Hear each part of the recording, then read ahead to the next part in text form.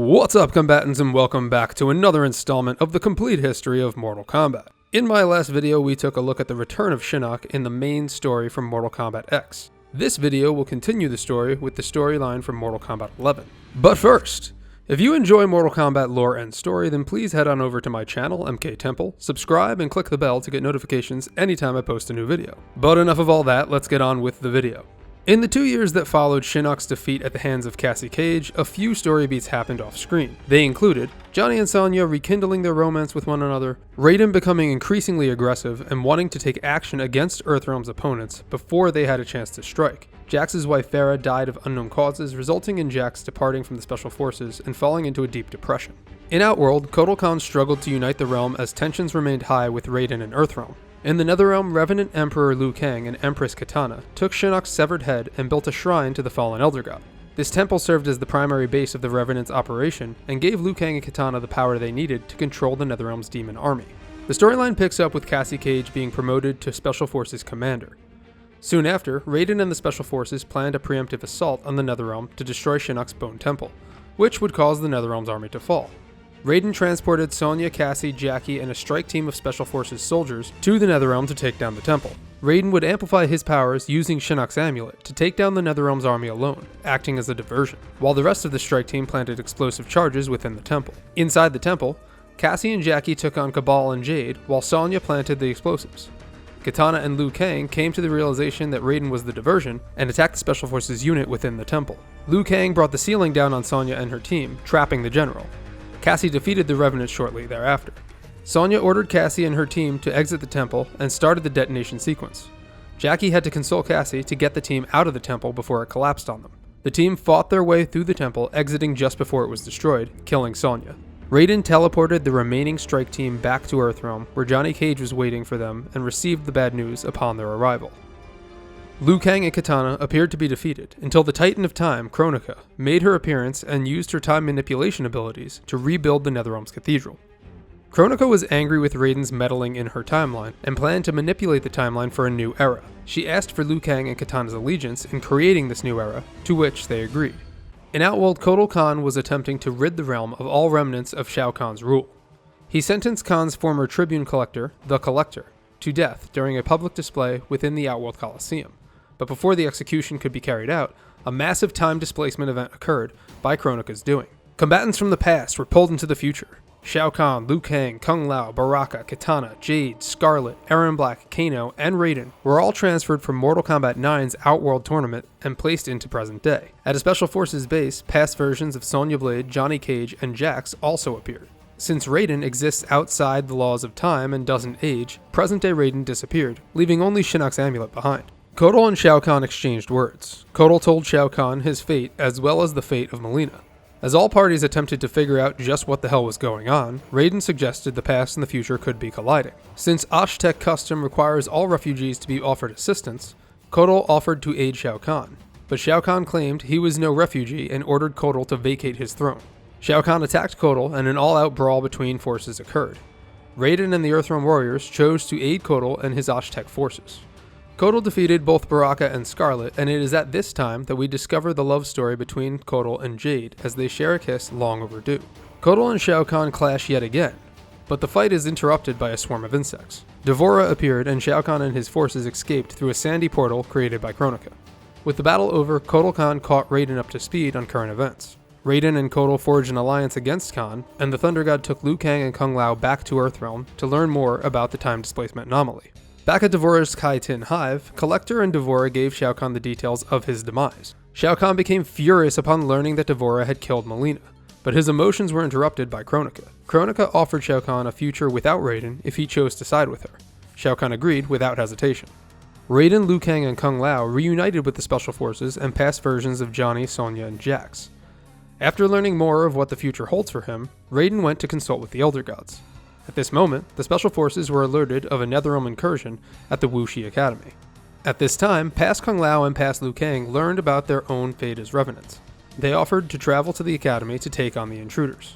Kung Lao and Liu Kang found the Wuxi Academy ransacked with hundreds of monks brutally murdered. At the temple, they found and defeated a past version of Scorpion and Revenant Jade. The Shaolin monks made their way to the Dragon Grotto, where they fought and defeated their future Revenant selves. The two then attempted to stop Kronika's right-hand man, Garrus, from stealing vials of Earthrealm's Jinsei. The two fought well, but Garrus used his ability to freeze Liu Kang and Kung Lao in time. Garrus delivered the Jinsei vials to Kronika and shared his concern in letting the monks live. Kronika explained that if they perished, their revenant selves would cease to exist, and that they needed the revenants to defend the hourglass in the war ahead. Something that is often overlooked, the Jinsei vials gave Kronika the energy needed to alter the hourglass and manipulate time more easily. With the vials in hand, Kronika met with her allies to determine their next move. The Netherrealm's undead army would protect Kronika while she worked on the hourglass. Kotal Khan stood in Shao Kahn's way of delivering the Outworld army. As soon as Kotal was defeated, Shao Kahn would make good on his promise to Kronika. At this time, it was also revealed that Kronika had pulled Sector and Cyrax from the past and enlisted the Cyber Lin Kuei to her side as well. Kronika approved modifications to the Cyber Lin Kuei warriors and reactivated their old factory, which was now in full production. Kronika was building her own army. While seeking counsel from the Elder Gods, Raiden learned that all of existence was in jeopardy due to Kronika's manipulation of time. In order to stop Kronika, Raiden must seek Kronika's keep and gain control of her hourglass. Raiden then asked if he was consigned to his future as a tyrant upon Kronika's defeat, to which they replied that his future is not predetermined, and that only he can change it. Sub-Zero had reported heavy losses to his Lin Kuei clan at the hands of the newly resurrected Cyber Lin Kuei. Sector kidnapped warriors from Sub-Zero's temple and was turning them into Cyber Lin Kuei assassins. Sub-Zero traveled to the factory with Hanzo Hasashi, also known as Scorpion, to take down Sector and dismantle production. Once inside the factory, Sub-Zero found his fallen comrades brutally massacred. Moments later, Cyrax and Frost entered the factory and used the energy from Earthrealm's Jinsei to power the factory's production lines. Sub-Zero's plan was to disable Cyrax's behavior inhibitors, giving him back his free will. Cyrax could then assist Sub-Zero and Scorpion in destroying the Cyber Lin Kuei's central network, which would cripple the clan. Together, Scorpion and Sub-Zero sprung their attack on Frost and Cyrax. During their battle, it was revealed that Kronika assisted in upgrading the Cyber Lin Kuei's technology. After defeating both Frost and Cyrax, Sub-Zero was able to disable Cyrax's behavior inhibitor, but they were interrupted when Noob Saibot attacked. After Scorpion and Sub-Zero disposed of Noob, Cyrax adjusted to and regained his free will. He agreed to help dismantle the network. Sector attacked the three, but was also defeated. Cyrax got into the network and reformatted the system's drives. Sub-Zero told Cyrax that he would swear to restore his humanity, and as man or machine, he would be welcome at his new Lin Kuei. Cyrax thanked Sub-Zero and destroyed the system, resulting in all of the Cyber Lin Kuei being shut down. Frost and Noob took Sector and escaped back to Kronika. Sector's software was wiped as a result of Cyrax's dismantling of the network. Garrus brought in Kano's past self to help get Sector back online. Garrus asked Kano to not only restore Sector, but then replicate him hundreds or thousands of times. Kano contemplated with past Aaron Black on whether or not to take the deal, as it was such a large task that required a lot of help and resources. At this time, present-day Kano appeared, telling his past self to take the deal. He claimed that Kronika would make sure the Black Dragon came out on top in the new era, and not only in the black market, but in every market. Past Kano and Aaron Black agreed. It is around this time that Jax was visited by Kronika. Kronika played into Jax's depression and offered him a better life for him and Jackie in the new era. That's awfully generous, seeing as we never met. Desperate, Jax saw no other option but to assist the Titan. In Outworld, Kotal Khan revealed that the Tarkatans had become extinct between the events of Mortal Kombat X and Mortal Kombat 11. If I had to make a guess, I would assume that Kotal and his Aztec hunted down and exterminated them for siding with Mileena and her rebellion. Now with the time anomaly, the Tarkatan army had returned. The Tarkatan army was spotted near the Kaitan's lost hive. Kotal and Jade planned to investigate.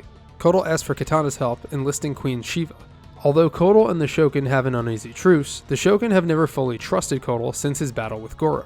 Kotal and Jade rode to the Kaitan's lost hive with an Aztec battalion. Upon their arrival, they were attacked by a large insect serving D'Vorah.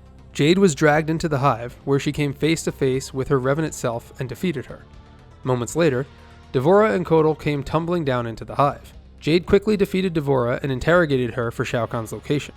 Shao Kahn and his allies were hiding out at a Tarkatan war camp. Jade took a handful of Kotal's best warriors to stealthily infiltrate the camp and search for Shao Kahn.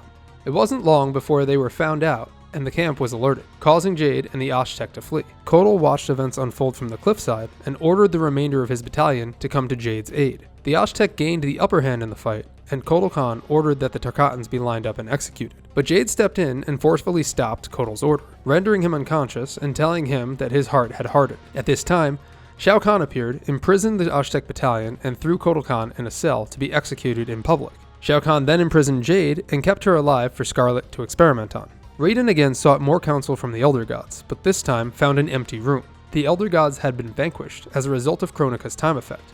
Only Cetrion remained. Cetrion revealed herself to be a creation of Kronika and the brother of Shinnok, who Raiden had beheaded after the events of Mortal Kombat X. Shinnok was the darkness to Cetrion's light, and because of Raiden's actions, the balance of darkness and light had become uneven. Cetrion went against the wishes of her former Elder Gods and sided with Kronika to restore her brother Shinnok and bring balance back to the realms in Kronika's new era. Back at the Special Forces base, Sonya's past self discovered the report from her final mission and accused Cassie of leaving her behind, prompting an argument between the two. The argument was quickly interrupted as the Black Dragon and Cyber Lin Kuei attacked the base. In the firefight, Past Johnny's face was grazed with a bullet which left a scar. They shot our face, Johnny! They shot our face! This sent him into an adrenaline-fueled rage, and Past Johnny picked up a riot shield and took out a handful of Black Dragon, as Present Johnny took down Aaron Black. Sector and the Cyber Lin Kuei captured Past Sonya. Present Johnny attempted to come to her rescue by attacking Sector with a Special Forces tank, taking down the cyborg and defeating Past Kano. But Kano's present self shot Johnny in the knee, incapacitating him, and then took Johnny's past self hostage. Kano initiated Sector's self-destruct protocol and then escaped with Past Johnny and Past Sonya, but Cassie was able to shoot a tracking device onto the airship. Just before Sector exploded, Raiden arrived and teleported Present Johnny, Cassie, Jackie, and Past Jax to the Shirai Ryu Fire Garden. With Hanzo's approval, the Shirai Ryu HQ became the new base for Earthrealm's heroes. Raiden informed the heroes of the events unfolding and what Kronika had planned. Raiden asked his allies to gather Earthrealm's forces for the coming battle against the Titan of Time. But if they could not get Kotal Khan and Outworld to side with them, they would not be able to defeat Kronika. Liu Kang and Kung Lao offered to rendezvous with Kitana in an attempt to free Kotal from Shao Kahn's grasp. Kitana asked Queen Shiva to pledge her allegiance with Kotal against Shao Kahn, but Shiva told Kitana that the Shokan could not support a Khan who was in chains. Shiva told Kitana that if she could sway the Tarkatans to Kotal's side, then she would have the loyalty of the Shokan. Kitana knew that in order to sway the Tarkata, they must first sway Baraka. Liu Kang and Kung Lao disguised themselves as Aztec and pretended to betray Kotal by offering Kitana to Shao Kahn. But Scarlet called them out and a fight ensued. Kitana defeated Scarlet and the Shaolin monks successfully rescued Jade, and managed to change into their normal attire in record time. Baraka and his Tarkatan horde attacked Kitana and company, but Kitana managed to talk Baraka down, claiming that if he assisted in saving Kotal, the Tarkata would be treated as an ally to the throne rather than slaves. Baraka agreed to help, but if Kotal did not agree to these terms laid out by Kitana, he would slit his throat. Just as Shao Kahn was about to publicly execute Kotal, Kitana barged into the Outworld Coliseum with the Aztec, Shokan, and Tarkata by her side. Kitana attacked Shao Kahn, and an all-out brawl between the forces of Outworld occurred. After being freed by Jade, Kotal went right for Shao Kahn, but Shao Kahn made quick work of him and shattered the Aztec's back. Before Shao Kahn could land his killing blow, Kitana interrupted. The two clashed, resulting in the princess finally taking down her father and slashing him across the face with her fan, blinding him. Shao Kahn had been defeated. Jade came to Kotal's aid. Kotal was now crippled as a result of the fight with Shao Kahn. Jade told Kotal that he would not be defenseless while she stood by his side. Kotal thanked Baraka and Shiva and apologized for not serving their people well. Kotal then resigned as emperor and instead named Kitana the Khan of Outworld for uniting the realm. The throne is yours. You have united Outworld, Kitana Khan. With the victory in Outworld, things were looking up for the Warriors of Light. However, Raiden expressed that he could not locate Kronika's keep, as it lay beyond the realms and thus beyond his sight. Hanzo suggested that Charon, the master of the ancient ship of the dead, may know where Kronika's keep lie, as he navigates the space between realms. Hanzo and Sub-Zero set out to find Charon and ask for his assistance. Liu Kang and Kung Lao would travel to the Shaolin Temple to have their fellow monks aid them. Considering that Kronika needed Earthrealm's Jinsei to help manipulate her hourglass, Raiden thought that she might require more energy to fully enact her plan. Jackie and Past Jax set out for Shang Tsung's island to investigate the Well of Souls, a large energy source that Kronika could have her sights on, while Cassie set out to save the younger versions of her parents. The Kanos took Johnny and Sonya to an underground Black Dragon fight club and forced Sonya to fight without her wrist gauntlets. First they made her fight past Cabal. Side note, there's a really big plot hole here where we see Cabal with super speed.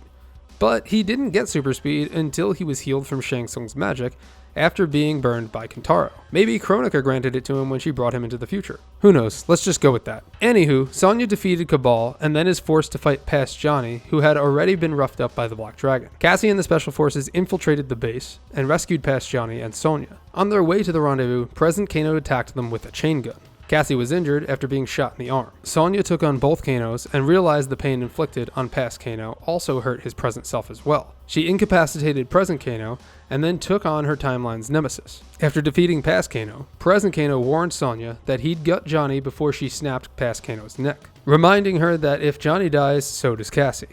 Sonya then pulled out her pistol and shot past Kano in the face, killing present Kano as well. Afterward, the Special Forces successfully shut down the Black Dragon's operation, and their ranks were either killed in the fight or captured by the SF. Johnny thanked Sonya and asked her out, shooting his shot. But their moment was short-lived as Garrus attacked the camp. Sonya took on Garrus, but it was Cassie that landed the finishing blow, by impaling him with the spikes of a forklift and blowing him to pieces. At this moment, Sonya apologized for blaming Cassie for her present self's death and explained that she reread the file and Cassie followed her orders. Their moment was short-lived as the pieces of Garrus began to reconstitute. The Special Forces evacuated before Garrus could fully regenerate. Jackie and past Jax arrived at Shang Tsung's island in search for the Well of Souls. Raiden's assumptions were correct in that manipulating the hourglass required a ton of energy. She too was after the Well of Souls. Kronika sent Revenants Jade and Cabal, who clashed with Jax and Jackie. After Cabal was defeated, Jade used dark power from the Netherrealm to reanimate the dead corpses on the island. But Jade and the zombies were no match for the Briggs family. Jax and Jackie found the Well of Souls, and at its center was a crown which housed the energy from the well. The well was being guarded by Noob Saibot and his Shadow Warriors. After defeating Bi-Han, Jax and Jackie made for the crown, but were stopped when present Jax showed up, sporting Kronika's armor. Jax told Jackie that he was siding with Kronika to provide a better life for his family. Jax's past self fought Jax's present self in an attempt to knock some common sense back into the Major. Past Jax beat his present self unconscious. Jackie and past Jax then took the crown and present Jax and made their way to the Special Forces ship. They were suddenly stopped by Cetrion, who told them no harm would come to them if they surrendered the crown and Elder Jax. Jax and Jackie refused to surrender the crown, which prompted Cetrion to open a fissure that swallowed Jackie. With Jackie hanging on for dear life, present Jax pleaded with his past self to hand over the crown to ensure Jackie's safety. He complied, and Cetrion used her earth-manipulating abilities to bring Jackie to safety. Cetrion and present Jax made their way back to Kronika with the crown at hand. With the crown in her possession, Kronika's power exceeded that of Raiden's forces. Cassie suggested using Shinnok's amulet to fight Kronika, but Raiden refused, claiming he did not want to be tempted by its dark power. In the Netherrealm, Hanzo and Sub-Zero found Charon's home, and there they witnessed Cetrion creating a bridge to Kronika's keep for the Netherrealm army to pass. Since the army was not using Charon's fleet, the Grandmasters thought he may have refused to help Kronika. At this time, they heard screams coming from Charon's home. Hanzo told Sub-Zero to return to Raiden and bring their allies to this location, while he investigated Charon's home. Hanzo found D'Vorah cocooning and torturing Charon in an attempt to take over his fleet for Kronika. Hanzo speared the Kaiten and the two fought. After defeating D'Vorah, past Scorpion attacked Hanzo, claiming that his Shirai Ryu was nothing but imposters and that Kronika would revive the true Shirai Ryu in the new era. Hanzo told Scorpion that he knew what drove him and it wasn't the Shirai Ryu, but the death of his wife and child, Hiromi and Satoshi. If Kronika were to have her way, then she would revive Shinnok, the same devil that was responsible for his family's death. I mean, that might be a little bit of a reach because it was Quan Chi who was responsible, but he was working for Shinnok, so it does make sense. Hanzo told his past self that when he revived the Shirai Ryu, he vowed that it would ensure Earthrealm's protection, asking for him to keep his promise, but he was interrupted by D'Vorah, who impaled Hanzo and injected him with poison. Scorpion turned on D'Vorah, attacking her, but the Kaiten fled underground, escaping him. A dying Hanzo asked Scorpion to enlist Charon's aid and bring Raiden's army to the keep to stop Kronika. Scorpion gave Hanzo his word, and then Hanzo died in Scorpion's arms. Okay, hold on a second. Poison? Poison.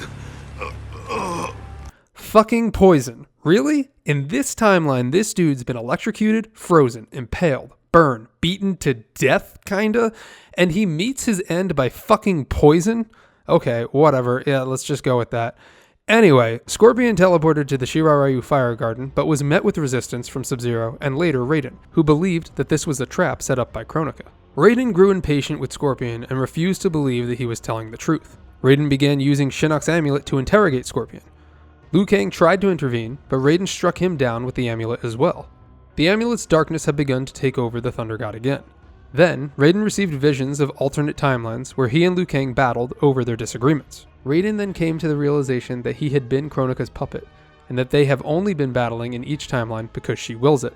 Raiden then revealed that Kronika had restarted time on countless previous occasions, using each timeline to learn and perfect her plan. Each timeline saw Liu Kang and Raiden coming into conflict, and in each one, Liu Kang dies. It is at this time that Kronika appeared and froze all heroes. Kronika revealed to Raiden that she had set him and Liu Kang against each other only because their combined power rivaled her own. She then teleported Liu Kang to her keep. There, Liu Kang came face to face with Kronika and her revenants. Revenant Liu Kang claimed that he had mastered Shinnok's sorcery, and that because of this, he knew how to merge his past and present self. Raiden and his allies met with Charon and the fleet of 4 ships and set sail for Kronika's Isle. Raiden boarded Charon's ship accompanied by Scorpion and Sub-Zero. The 3 other ships carried the Shaolin monks, the special forces, and the combined armies of Outworld. Kronika sent a battleship to stop the fleet. Aboard the ship was the Cyber Lin Kuei army, Garrus, Frost, and Jax. Jax attacked Raiden, still under the belief that he was siding with Kronika for betterment of his family. Raiden told Jax that he had been deceived by Kronika, and that she intended to bring back Shinnok in her new era. Jax apologized to Raiden and began attacking the Cyber Lin Kuei ninjas. Garrus then attacked Raiden, and their fight ended when Garrus became entangled in the ship's anchor. Raiden sent Garrus overboard into the Sea of Blood, where he would fall for all of eternity. Soon after, Frost attacked Raiden, revealing to him that she commands the Cyber Lin Kuei. After Raiden defeated Frost, Sub-Zero suggested that destroying Frost's mind would also destroy the Cyber Lin Kuei. Raiden used his electrical powers to fry Frost's mind, causing the Cyber Lin Kuei to malfunction. Through sorcery, Revenant Liu Kang was successfully able to absorb his past self, making him twice as powerful. As the Warriors of Light's ships approached the shore, Revenant Liu Kang made his way to Raiden's ship to attack the Thunder God. After a fight, Raiden grabbed a hold of the Revenant and merged their bodies and souls with the body and soul of younger Liu Kang, making him a fire god. What happened to Raiden? He is part of me, bound to my soul. He made me a god. For now, at least. A god? Incredible. Now he's out of her league. Because Revenant Liu Kang was also absorbed, Fire God Liu Kang now knew of her plan and the location of the Hourglass. The heroes' ships made landfall and were met by the Netherrealm's demon army. Fire God Liu Kang showcased his display of power by taking out a large number of demon army with ease. With his power, the heroes breached the gate of Kronika's keep and charged her base. Fire God Liu Kang attacked Kronika's Hourglass room, accompanied by Katana and Kung Lao. Kronika used the Hourglass to rewind time, which saw Liu Kang's allies rewound all the way back to before they made landfall on Kronika's Isle. Since Liu Kang was now a god and existed outside the laws of time, he was not affected, but now had to face Kronika and her minions alone. The Revenants Jade, Katana, and Kung Lao attacked Liu Kang, but were no match for the Fire God. Cetrion fought Liu Kang, but her heart was not in the battle. She was simply siding with Kronika to appease her mother's wishes. Liu Kang attempted to get through to her, but Cetrion told him that the greatest virtue is abiding her mother's will. Fire God Liu Kang defeated the Elder God. Cetrion then sacrificed herself, and her power was absorbed by Kronika. Empowered, Kronika then rewound time millions of years to the prehistoric age, telling Liu Kang that he cannot save a future that no longer exists. The Titan downed Liu Kang and began to rewind time even further, to the dawn of time. But Liu Kang interrupted her before she could complete her task. After a long, intense battle, Fire God Liu Kang hit Kronika with a series of fire blasts that crystallized her. Liu Kang shattered the Titan to pieces, ending her tyranny. At this time, Raiden, now mortal, appeared to Fire God Liu Kang. Raiden told Liu Kang that it was he who is now the keeper of time and the protector of Earthrealm once it is created, and that Liu Kang will now be the architect of all reality. Raiden then told Liu Kang that he will advise him for as long as his mortality allows. Liu Kang began manipulating the sands of time until he was suddenly interrupted. It appeared that the fight for the Hourglass was not yet over. A portal opened, and through it came Shang Tsung, Fujin, and Nightwolf with a grave warning for Fire God Liu Kang. Cease, Liu Kang, before you doom us all. Hey, thanks for watching this video. In my next video in this series, I will be going over the storyline from Mortal Kombat Aftermath. Hey, if you like what you saw here and would like to learn more about Mortal Kombat lore and story, then please head on over to my channel, MK Temple. It would mean a lot to me if you give this video a big thumbs up, and let me know what you think of the storyline from Mortal Kombat 11 in the comments below. As always, I will try to reply to every comment that I get, and hopefully I will see you on my next video.